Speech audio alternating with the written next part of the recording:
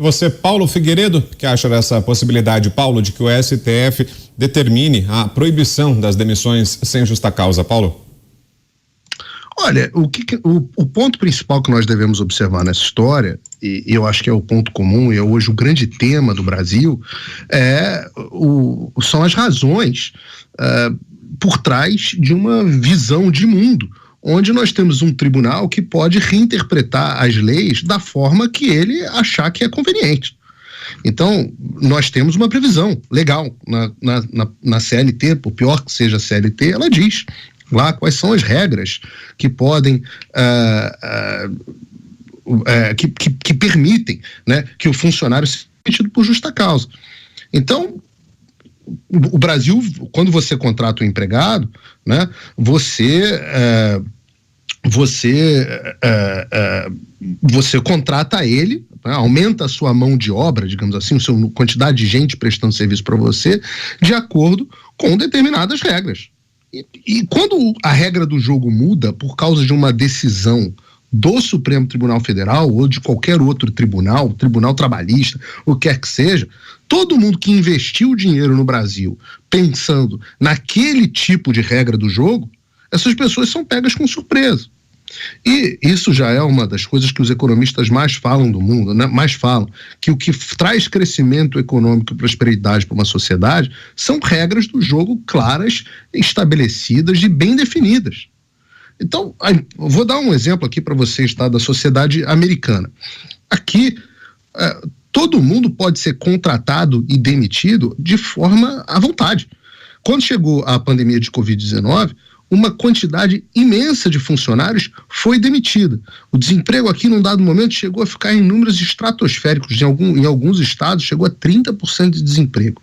Você fala, caramba. Fala, pois é, mas com isso as empresas foram preservadas e logo depois da pandemia, o desemprego caiu hoje para números abaixo de 5%.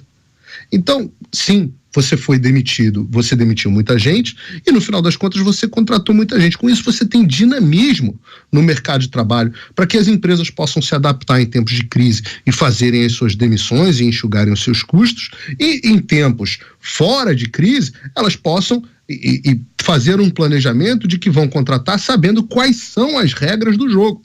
E o empresariado brasileiro, ele tem que entender que quando você tem insegurança jurídica, essa mesma insegurança jurídica que gera perseguição política, que gera interpretação se a prisão de segunda instância vai estar valendo, ou se vai ser só depois de trânsito em julgado, se você tem uma corte, no final das contas, que pode decidir tudo o que ela quer, mesmo que aquilo não esteja codificado nas leis, ou melhor, a despeito, muitas vezes, do que está codificado nas leis, isso é um país que vive sob uma ditadura. E ditadura, ela não é só na perseguição de opositores políticos. Ela também determina quais são as regras do jogo e novas regras absolutamente o tempo inteiro.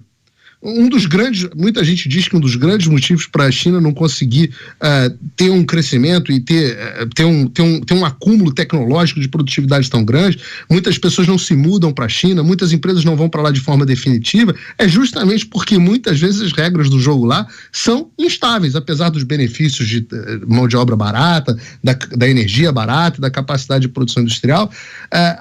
As empresas acabam ficando nos Estados Unidos e na Europa, mesmo com energia mais cara e com outras questões mais caras, porque as regras do jogo na Europa e nos Estados Unidos são mais bem definidas.